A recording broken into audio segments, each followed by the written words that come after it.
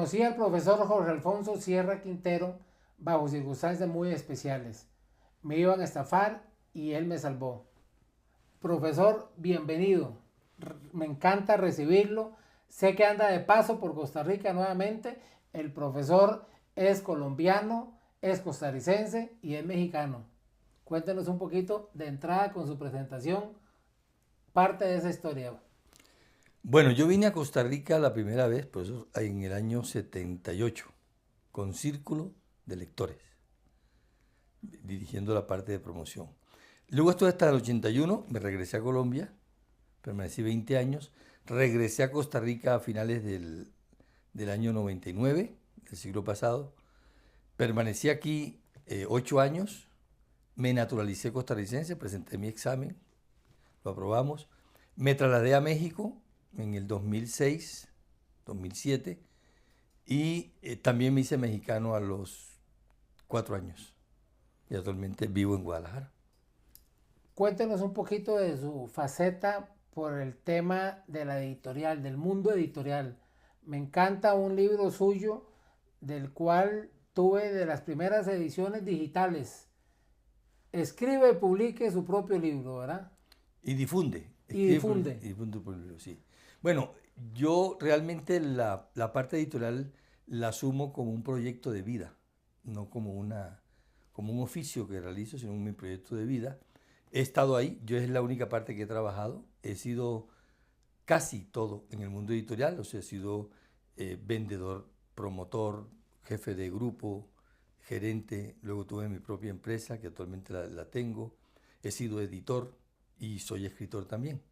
Entonces digamos que por toda esa fase. Entonces esa experiencia trato de plasmarla en esta obra que tú haces alusión de cómo una persona puede escribir, publicarlo, que es una parte que a veces la gente se confunde, que puede ser muy costoso, no, puede ser muy barato, sobre todo con las nuevas tecnologías, y luego cómo lo difunde, que es el cuello de botella del escritor. Escribe su libro, pero cómo lo difunde, cómo lo da a conocer. Entonces ahí lo explico. Yo creo que uno de sus grandes talentos, Jorge, es precisamente la motivación. Conmigo durante todos estos más de 20 años ha sido un gran motivador para distintos proyectos de los que hemos hecho, pero esencialmente creo que usted es eso, es un gran motivador. ¿Cómo ha funcionado eso en su vida para las diferentes actividades que usted hace? Bueno, se dice que primero el ser humano debe estar entusiasmado y que el entusiasmo viene de Enteus, Dios en ti mismo. Y luego de ese entusiasmo nace la motivación. Sin la motivación, el ser humano no hace absolutamente nada. Ese es el primer punto para poder hacer algo. Entonces, creo yo que si uno se automotiva y que lo toma como proyecto esencial para poder motivar a otros con el fin de entusiasmarlo a que se decida hacer algo. El ser humano no, nos mata el miedo o la desconfianza en nosotros mismos. Entonces, cuando hay personas que dicen, yo quisiera escribir un libro, todos tenemos un libro en la cabeza, pero no se atreven. Entonces, en esa parte de motivarlo, de demostrarle que sí puede, cualquiera puede escribir un libro, eh, y luego lo puede publicar y luego lo puede difundir. Creo que esos son de A los tres raíz de aspectos. eso que usted se empieza a preocupar y ocupar del tema de las neurociencias también. Sí, bueno, yo el mundo del libro lo acojo estando muy joven, muy adolescente todavía. Y en los últimos años, pues me aboqué al estudio, primero estudié programación neurolingüística, PNL, me certifiqué, luego estudié coaching ejecutivo, luego estudié metacoaching, que tiene algo de neurosemántica, y luego en los últimos años he estado estudiando neurociencias del aprendizaje, cómo es que aprende el ser humano, o sea, cómo nosotros somos capaces de aprender lo que querramos en la vida en cualquier edad. No, porque antes existía la creencia de que loro viejo no aprende a hablar, por ejemplo, que habían ciertas cosas vedadas al ser humano. La neurociencia, aunque todavía es incipiente, pero en los últimos 20 años ha demostrado, ha estudiado muchas partes del cerebro donde se ubican o se alojan ciertas funciones. Conocer eso realmente es la parte apasionante en el que uno puede acometer o puede una persona acometerla si uno le logra detectar o logra inducirlo a que plantee su proceso creativo. O sea, son patrones que el ser humano lleva. Entonces, si uno aprende el patrón, puede hacer cualquier cosa. Sí. Bueno, una de esas es precisamente una de sus más recientes obras o de sus más recientes proyectos que tiene que ver con el libro de matemáticas, Sí. para precisamente que se vea el aprendizaje de las matemáticas como algo sencillo, como algo que cualquier persona lo puede accesar. ¿Ese temor a las matemáticas es generalizado en Latinoamérica o en el mundo? ¿O es algo así como un temor costarricense? Porque aquí sí es tremendo. Aquí también, sí, te fíjate, Boris, nosotros hemos estudiado, bueno, Costa Rica, Chile, Colombia, Argentina, México, todas tienen un patrón común, ese miedo que tú dices. Parece que hay algo cultural ahí, ¿no? Y que digo, parece, porque países como, por ejemplo, como China, como Singapur, como Hong Kong, como Finlandia, los muchachos no demuestran eso. Entonces, en estos países nuestros hay una cosa que llaman la ansiedad matemática, que es ese miedo, ese temor, esa preocupación que se crea en el estudiante cuando va a abordar o un problema o cuando va para un examen de matemáticas.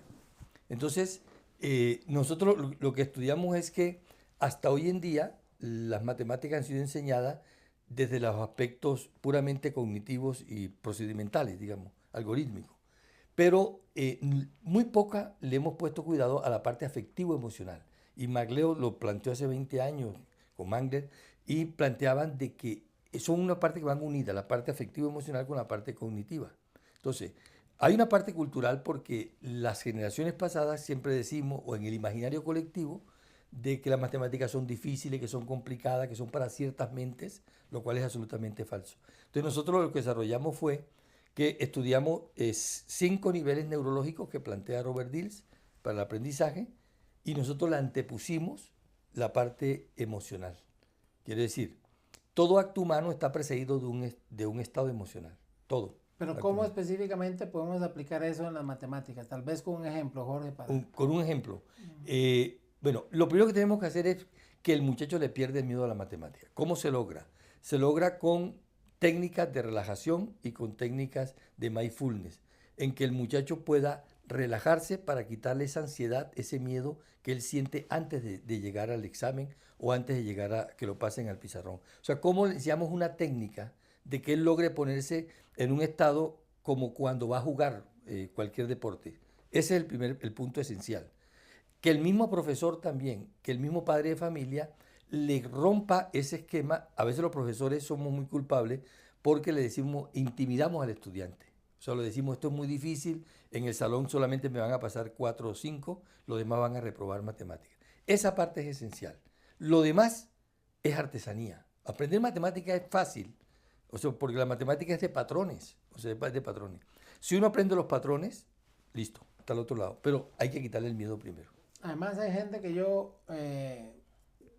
pienso o estoy claro de que no tienen o no siguen siempre el mismo proceso de aprendizaje, sino la cuestión aquella de que si son más visuales, si son más auditivos, todo ese tipo de cosas. Recuerdo con mi hijo Esteban que le tenía un tremendo temor a las matemáticas y estaba preparándose para un examen de fracciones y entonces en el papel no lo podía resolver. Entonces yo agarré unas monedas de distintas denominaciones y empecé a enseñarle las fracciones con las monedas. Y al siguiente día vino todo contento porque había sacado su primer 100 en matemáticas. Sí. Precisamente porque el método fue distinto y asociaba mejor acordarse con las monedas que acordarse simplemente el papel. Es que, fíjate, profesor, hay una frase que es de la doctora Rosen, creo que es, que dice, si el niño no aprende de la forma como le estás enseñando, es que no le estás enseñando de la forma como él aprende. Eso que tú acabas de acotar es un ejemplo muy vívido de eso. Lo que pasa es que los profesores, infortunadamente, abordan el aprendizaje y no nos enseñan a nosotros cómo es que funciona el cerebro, que es la parte fascinante del ser humano. Entonces, decía otro investigador neurocientífico, la doctora Hart, decía, si uno va a enseñar sin conocer cómo funciona el cerebro, es como pretender hacer un guante sin haber visto nunca una mano. Entonces, si los profesores no sabemos cómo es que funciona el cerebro, que tiene que ser estimulado con diferentes aspectos, no saliéndonos del punto de que sea visual, auditivo, sinestésico, saliéndonos de ahí, sino que el profesor tiene que tratar de acopiar el mayor número posible de formas de que el niño aprenda. Entonces puede apelar a lo olfativo, a lo gustativo, a lo auditivo, porque la educación actual está enfocada exclusivamente en la parte auditiva y en la parte visual. Los otros sentidos, que nosotros tenemos 5, todos los seres humanos, que es con lo que aprendemos, no tenemos más. Los otros los vamos abandonando. Entonces, aquellos muchachos que son creativos, que son artistas, que tienen vocación por las artes, son casi que desplazados en el sistema actual. Y para ellos la matemática es un tormento porque es una cosa absolutamente, o es enseñada como algo muy abstracto, en donde no hay margen para la creatividad, lo cual también es falso. O sea, la matemática puede llegar de diferentes formas allá, pero el muchacho que se le enseña únicamente una forma muy lineal de hacerlo y en el que nos enfocamos en el resultado sin ver el proceso, ahí viene el problema. Entonces, lo que tenemos que hacer es cómo buscamos diferentes métodos para que el niño aprenda, como hiciste tú, de buscar ejemplos, ¿no? Ejemplos físicos, ejemplos abstractos, que el niño pueda ir asociando cosas. Todo este sistema funciona, Jorge, para otro tipo de aprendizaje, o más bien para todo tipo de aprendizaje, porque recuerdo cuando estuviste con el tema aquel del telemercadeo, que tenías todo un sistema, todo un método, desde cómo cómo tenían que hacer los cubículos, que un espejo, que esto, que lo otro. Todo siempre va acompañado de ese método que hay que seguir comprendiendo cuál es la naturaleza humana, porque yo creo que eso es algo que yo he podido percibir de lo que vos haces, siempre escudriñando, siempre buscando cómo es el comportamiento del ser humano frente a frente a ciertos eventos, para a partir de ahí poder tomar decisiones de qué es lo que hay que hacer, ¿verdad? Sí, claro. En esto del mercadeo volvemos otra vez al punto de la parte emocional. O sea, cuando una persona llama a un sitio, digamos a una empresa o algún despacho, algo, el tono de voz, el volumen y el ritmo juega un factor importantísimo en la percepción que se forma el que está al otro lado. O sea, si la recepcionista, por ejemplo, tiene una voz muy dura, lo percibe esta persona. Si la voz es cálida, entonces siempre el punto era, cuando alguien te llame, o cuando alguien llame aquí a la oficina en la que tú estás, que tiene la persona atendiendo, imagina que cuando timbró el teléfono, que esa persona es una persona que tú quieres muchísimo, puede ser un padre, una madre, un novio, una novia, y que hace 5 años tú no la ves, y que esa es una sorpresa que ella te llame. ¿Cómo contestarías? Si te dice, hola, ¿cómo estás? Te habla Boris, ¿no? ¿Cómo es el tono de voz? Distinto a que si alguien llama y es una persona que tú no quieres que te llame, ¿cómo contestarías? Entonces siempre hay que estar en la parte afectiva. Esta parte afectiva se puede transmitir por el teléfono. Se transmite en forma personal, por supuesto, pero también por el teléfono, los tonos de voz, conocer cuál es la gente que está al otro lado, dónde vive, cómo es la idiosincrasia. No es lo mismo contestarle a una persona en Costa Rica que contestarle en Colombia o en El Salvador. Son diferentes factores que juegan ahí, pero siempre tratando de incidir en la parte emocional de la persona. En la vida personal, Jorge, ¿cómo has desarrollado esto? ¿De qué te ha servido, para ponerlo en términos muy prácticos o muy pragmáticos?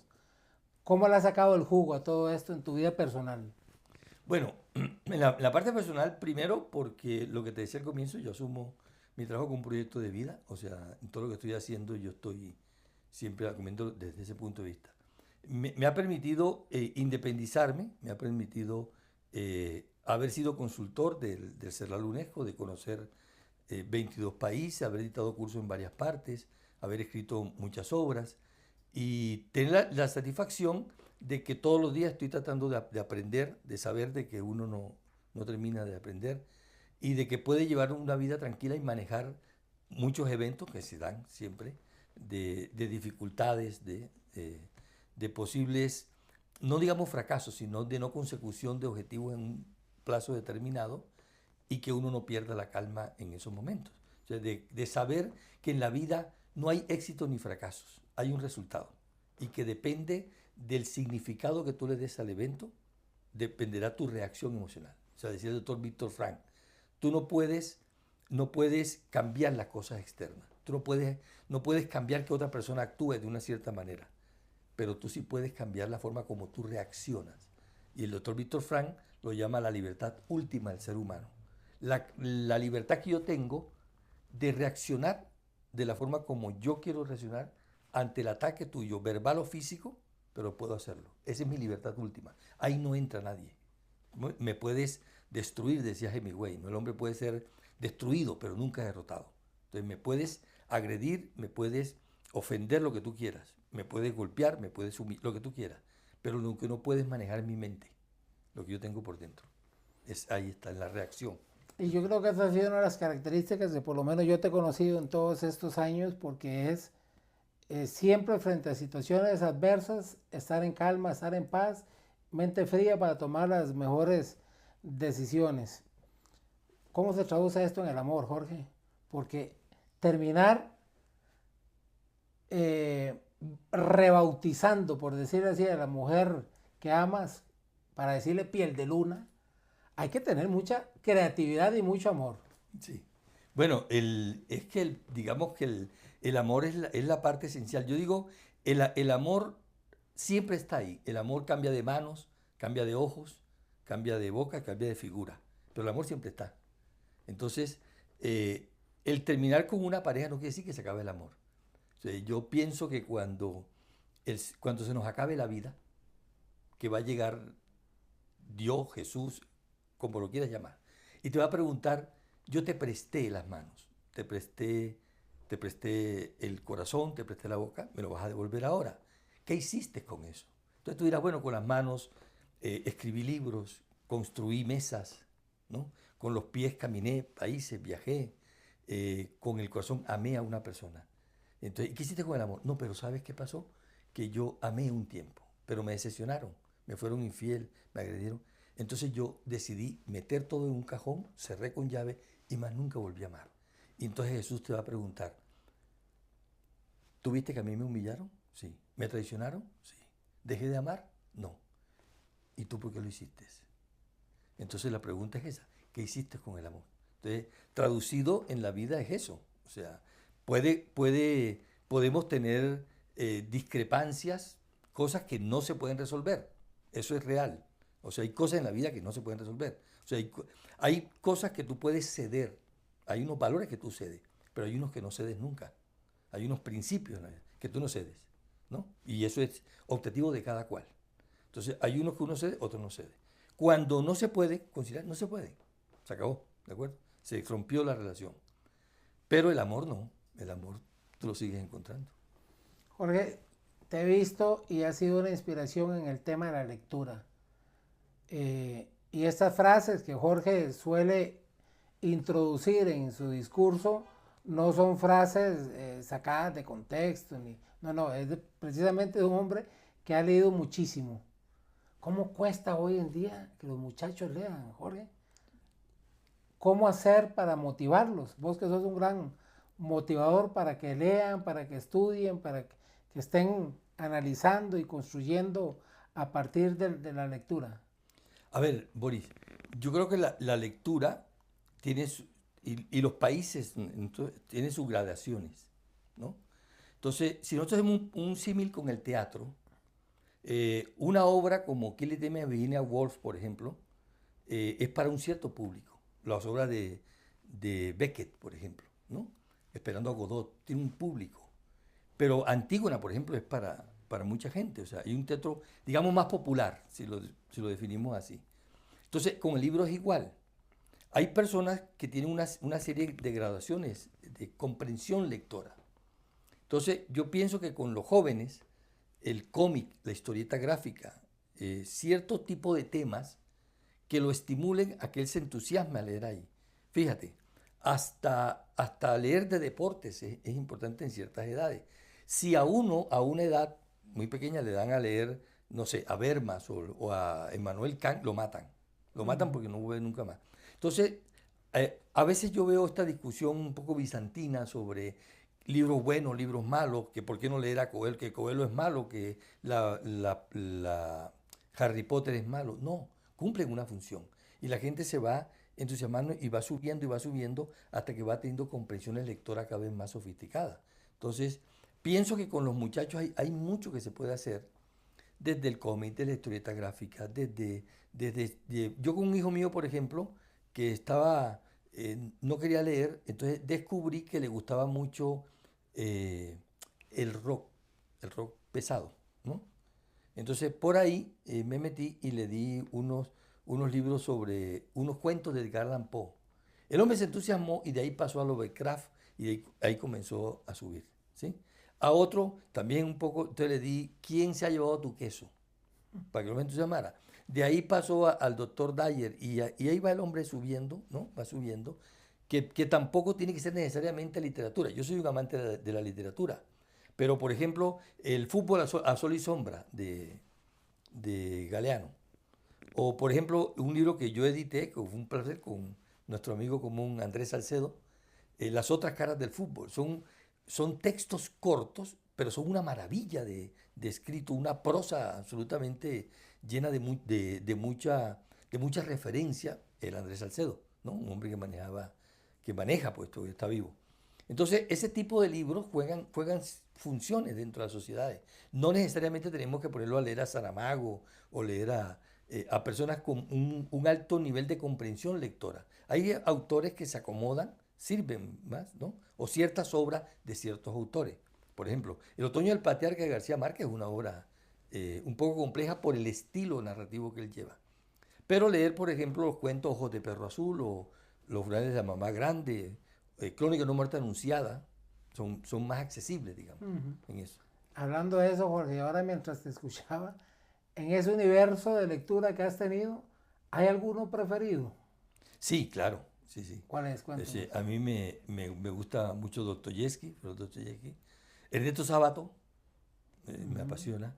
García Márquez, que yo soy García maníaco. O sea, todo lo de García Márquez, bueno, me faltan algunas obras de él por ahí perdidas, pero tengo textos periodísticos de él. Que esa técnica, perdón, de Sábato y de Márquez, por ejemplo, en el Márquez en Crónica de una muerte anunciada y Sábato en El túnel, es impactante. Es impactante, claro. Porque uno dice, o sea, cómo algo que empieza con el final lo puede atrapar a uno todo el resto del libro, ¿verdad? Sí, claro. Sí. Bueno, Sábato lo explicaba en forma mucho más elaborada. García Márquez era mucho más didáctico y él decía, es que la lectura es un acto mágico. Tú embrujas al lector, tienes que embrujarlo. Por eso él se jugaba todos sus lectores en el primer párrafo, pero se lo jugaba en el segundo, se lo jugaba en el tercero y después en el cuarto. Entonces decía, si tú dejas que se despierte el lector, lo perdiste. Entonces no tienes que dejarlo despertar. Entonces él iba armando la cosa, iba armando la cosa. Entonces, en Crónica de una muerte anunciada, para seguir con ese ejemplo, él cuenta cómo al finalizar el primer capítulo, el drama era cómo hago para que el tipo siga leyendo. O sea, cómo lo dejo expectante, aunque ya la gente sabe que lo van a matar. Claro. ¿Cómo es que lo van a matar? Entonces, ahí venía la segunda respuesta que le iba a darle al lector. ¿Cómo iban a matar a Santiago Nazarno? A Santiago Nazarno. En cambio, en Sábato, pues no, porque Sábato, un gran lector, pero él venía de la física, él es profesor, él estudiaba en física y venía de trabajar con los esposos Curie, ¿no? Venía y él escribe El túnel en esas circunstancias, ¿no? Pero bajo otro punto, pero esa es una genialidad de ese comienzo, ¿no? Entonces, por eso que los textos de García Márquez llevan el mismo concepto del Quijote. O sea, todo el mundo recitamos la primera párrafo del Quijote, pero muy poco hemos leído el Quijote en realidad, ¿no? Entonces, pero todo el mundo se acuerda del comienzo, ¿no? Entonces, Albert Camus en El extranjero, por ejemplo, ayer murió mamá, o antier, no sé. Bueno, o sea, entonces, yo soy Juan Pablo Castel y ella es Mariela Ibarne. Yo maté a Mariela Ibarne. ¿No? Ahora les voy a contar por qué la maté. Si usted quiere, más o menos va diciendo Sábato. Si no, deje el libro. Sí. Jorge, ¿qué hay de la Latinoamérica actual? Porque me encanta esa crítica política tuya. Que por cierto, estamos extrañando los el anecdotario que estabas haciendo en Facebook. Ah, Sí, pero la parte de la crítica política, o sea, ¿cómo ves vos Latinoamérica? ¿Cómo ves vos tus países estos cercanos, Colombia, México, Costa Rica? ¿Qué va a pasar? O sea, ¿qué podemos esperar políticamente de... mira, yo estoy muy llamado, para mí Costa Rica es un referente en mi formación y me ayudó muchísimo a entender muchas cosas. ¿Por qué Costa Rica tuvo la suerte de producir, independientemente del sesgo político o la crítica que podamos hacerlo, pero dos personas esenciales como fueron Pepe Figueres Y y, Calderón y Guardia. Calderón Guardia, que llega un momento en que ellos deciden aceptar que uno ganó y otro perdió y vamos al juego democrático, ¿ok?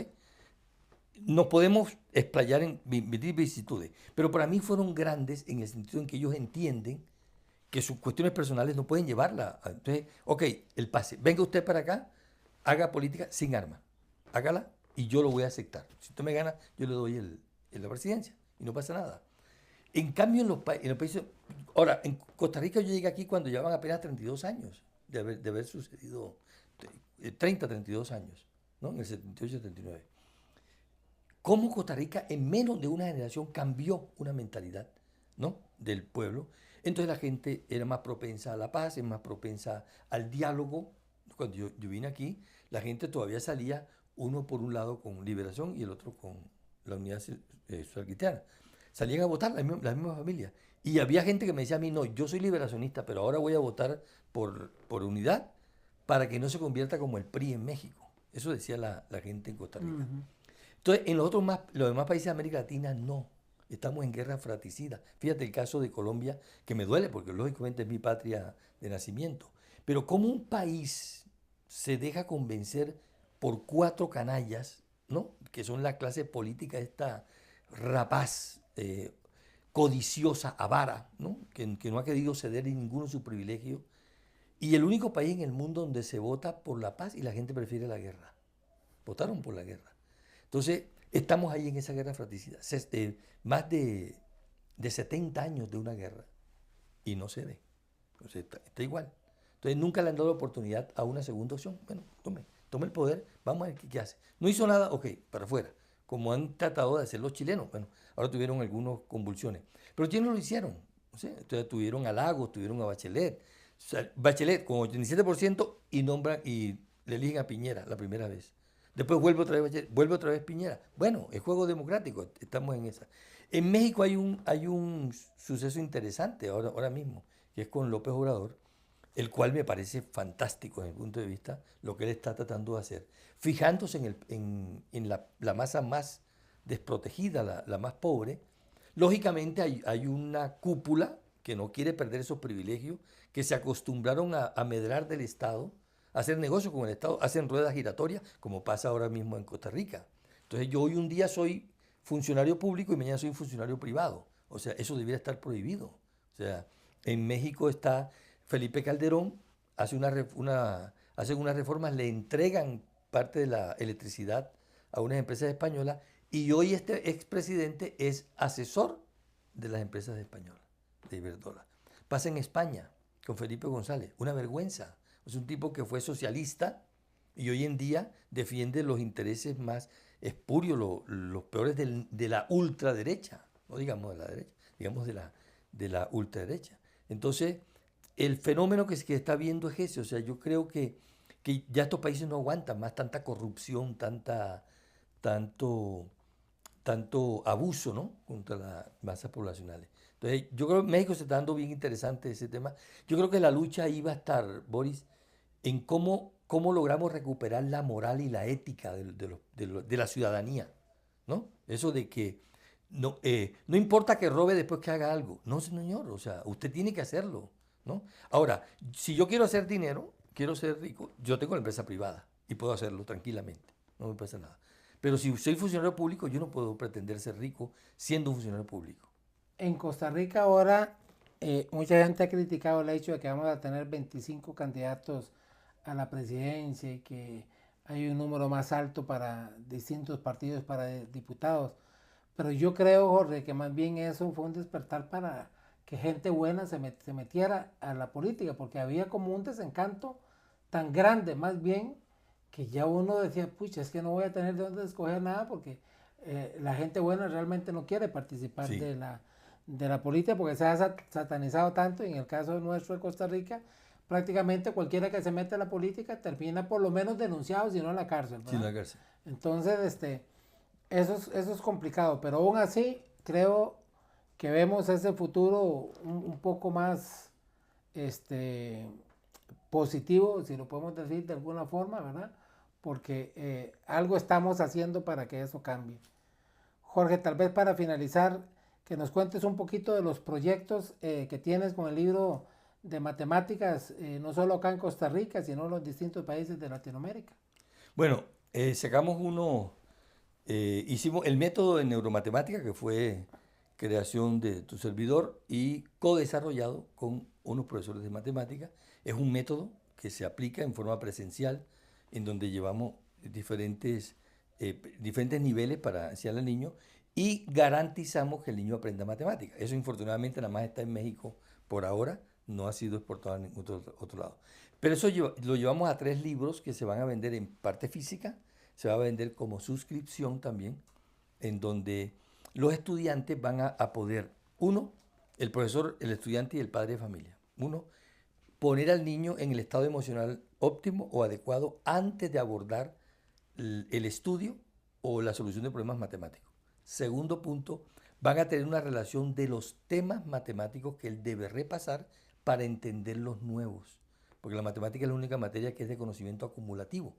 Entonces, si uno olvida o le queda mal interiorizado un concepto, siempre va a tener problemas de ir para adelante. Entonces nosotros hicimos todo un trabajo, grado por grado, en donde el niño, por ejemplo, para poder ver el teorema de Pitágoras, entonces el niño debe repasar qué es una hipotenusa, qué es un cateto, qué es un ángulo adyacente, qué es un ángulo opuesto, qué es un ángulo recto. Eso es el mínimo que él debe hacer. Lo repasa para que el profesor le implique y lo va a entender. Entonces, este libro también lleva unos diccionarios donde están la definición de esos conceptos. Entonces están las 3 partes en el libro. Entonces van a poder las personas tener el libro, el diccionario e interactuar con los profesores a través de esa suscripción, ¿es así? Sí, va a estar en parte física, Ajá. en parte física y va a estar también por suscripciones. ¿Y esa suscripción implica qué? Que tengan No, interacción con video no, o... es una plataforma que Ajá. está, entonces el colegio, digamos un colegio o un estado, un municipio suscribe a 1000 estudiantes, ¿de acuerdo? En donde tienen acceso a internet, eso es clave, ¿no? Tienen acceso ahí. Entonces el muchacho, el profesor les dice, ok, mañana vamos a ver tal tema. Revisen en la suscripción que tienen, porque tienen un código que pueden entrar en cualquier parte, en un ciber, donde quiera que estén. Ujú. Repásenme los conceptos que dicen, porque mañana vamos a ver recta numérica o lo que sea. Repasen esos conceptos. Entonces el niño va a su casa, pone la computadora y pone la música con un hiperlink o por medio de un código QR. Entonces pone la música, el niño, hay unas técnicas que se le enseñan, cómo se debe relajar, se relaja, esté tranquilo, ¿ok? Deja de fondo musical a Mozart y Chopin, que quedan ahí, y él comienza a trabajar entonces en el tema que el profesor le dijo que repasara. Entonces dice, ok, voy a repasar estos temas. Viene un ejercicio y él lo hace. Entonces él ve y dice, bueno, para poder ver el teorema de Pitágoras, sigamos con ese ejemplo. Yo necesito ver qué es una hipotenusa. Entonces le da clic y lo lleva al diccionario y le dice qué es la hipotenusa.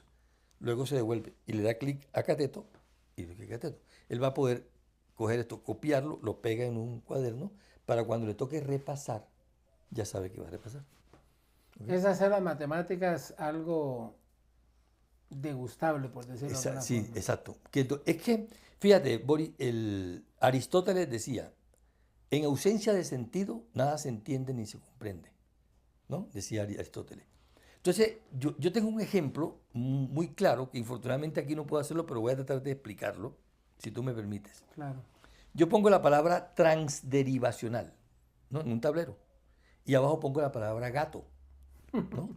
Y entonces le pregunto a los padres de familia o a los profesores que están en el público, ¿quién me puede leer la parte de arriba? Entonces la gente, bueno, al comienzo dicen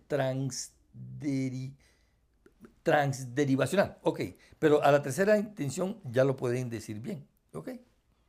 La segunda es el animal gato, le digo, ok, el gato. ¿Cuál de las dos es más difícil? Pues todo el mundo dice transderivacional. Digo, ok, pero pudiste leerlo. Ok, bien. A ver, ¿qué significa transderivacional? Tú que lo leíste. Algunos se lanzan y dicen, bueno, algo que pasa, y sí, está tratando de, por la etimología, se traspasa. No, no es eso. Todo mundo, nadie sabe qué es transderivacional. Le digo, ok, perfecto.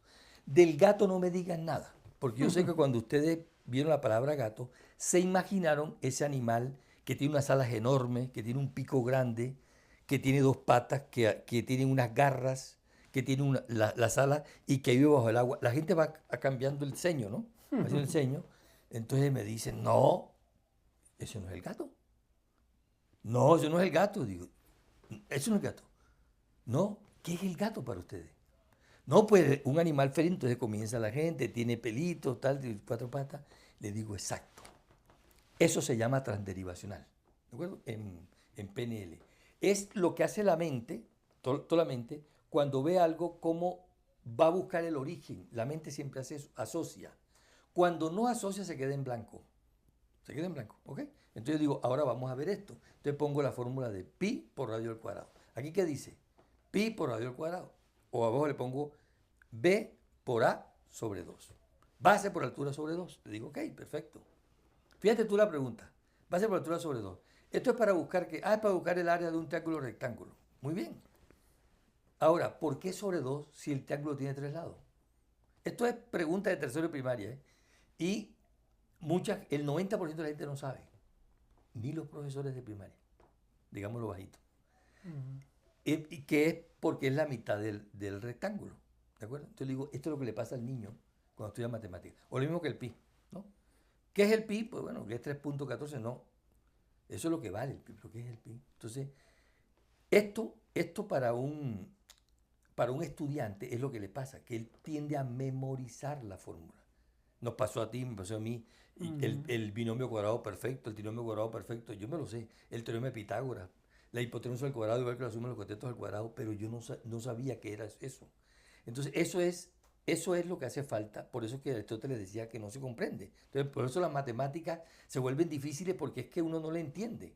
Pero cuando tú logras entender, no, pero es fácil. Y claro que es fácil. Cuando tú entiendes las cosas, lo hace fácil. Y después otro mito que existe también es que me sirve un poco o de nada en la vida práctica. Sí. Y la respuesta que yo siempre digo es que en toda la vida práctica, sin las matemáticas, estamos listos hasta para ir a comprar algo. Y es que, fíjate, Boris, hay algo, es una discusión apasionante, porque a veces se cree que la matemática es una caja de herramientas que tú te llevas, ¿no? Por la vida y que eso te resuelve todo. No, mentira. Para resolver problemas en la vida se necesitan otras cosas, ¿no? Claro. Muchas más cosas. Entonces la matemática es una, como cualquier otra, a ninguna otra materia le exigen lo que le exigen a la matemática, ¿no? Entonces, una niña que me dice, bueno, profesor, pero ¿para qué quiero yo el trinomio cuadrado perfecto para ir a comprar 1 kilo de aguacates, por ejemplo? Me dice la niña. Y yo le dije, sí, es cierto. Perdón, ¿cómo que te llamas tú? Le digo, me llamo Marisol. ¿Y tu papá cómo que se llama? Pues se llama Antonio. ¿Antonio qué? Antonio Sánchez Rentería. Ok. ¿Y tu mamá cómo que se llama? Se llama Marisol. Y así le hice otras preguntas más. Y le pregunté, ¿y eso para qué te sirve en la vida? Me dijo, no, pues, dije, no, exacto. O sea, hay cosas en la vida que son verdades. Si uno no puede andar por la vida sin verdades. Entonces, cuando tú no tienes verdades, andas así. La matemática es también eso. No es la aprendizaje de fórmulas, no, eso no es, eso es fácil si se quiere. La matemática es desarrollar el pensamiento matemático. Es la capacidad que uno tenga de ante diversas circunstancias, tú escoges la mejor opción para decidir. Puede que te equivoques, pero no importa, pero tengo varias, ¿de acuerdo? No tengo ni una ni dos. Hay gente que se casa, ¿no? Y se separan. Y el hombre va y se mete un tiro o va y mata a la mujer.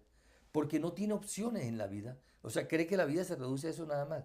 Está el que tiene un negocio y fracasó, ¿no? Hay gente que se suicida. porque no son capaces de enfrentar que la vida, no, pues eso es una circunstancia, se acabó el dinero, pero se puede conseguir por otro lado. Entonces la matemática sirve para eso. Por eso es que nosotros insistimos desde neuromatemática que no hay que desarrollar, no hay que enseñar tanta matemática, sino desarrollar el pensamiento matemático. Y aquí hay un tipo importante que nosotros encontramos en los estudios nuestros, que se llama Reuben Feuerstein, y él desarrolló un método que se llama la modificabilidad cognitiva estructural. Oye eso, modificabilidad cognitiva estructural. Y eso es pura neurociencia, ¿no? Es cómo logramos que las conexiones neurales cambien. El pensamiento matemático es fascinante en eso, ¿no? Es fascinante en la forma como uno puede lograr. Pues, cuando le digo a la gente, cuando tú tienes un binomio, una ecuación de segundo grado, ¿eso qué es? Es como cuando tú te peleas con la novia y tú no sabes si la culpa fue tuya o fue de ella. Tienes una ecuación, ¿no? O sea, ¿cómo resuelvo ese problema? ¿Cómo lo resuelvo? Entonces, es la parte fascinante de las matemáticas, eso de que la gente diga, bueno, ¿y para qué me sirven? No, pues, o sea, no es que yo voy a coger el trinomio cuadrado perfecto y me lo llevo para acá, no, pero es que el saber los patrones de cómo distingo yo una ecuación de segundo grado de una cuadrática, si sé el patrón, entonces yo tengo más opciones dentro de la vida. Eso lo planteó Niels Bohr. Niels Bohr cuando se fue a Yo graduar. siempre pongo, perdón, profesor, un ejemplo de una discusión técnicamente jurídica que teníamos. Entonces, yo estoy discutiendo con el perito que tenía como prueba un video. Y entonces yo le digo que ese carro no iba a alta velocidad, que ese carro iba a 36 kilómetros por hora. Y entonces me dice, ¿y cómo rayos vas a ver ustedes? Le digo, muy simple, fui al sitio. Medí cuánto tarda el vehículo en desplazarse de un punto a otro, le digo, y por una fórmula muy sencilla, ¿das? Sí. Y el tipo se queda así, le digo, eso es lo que debió haber hecho usted. Claro. Digo.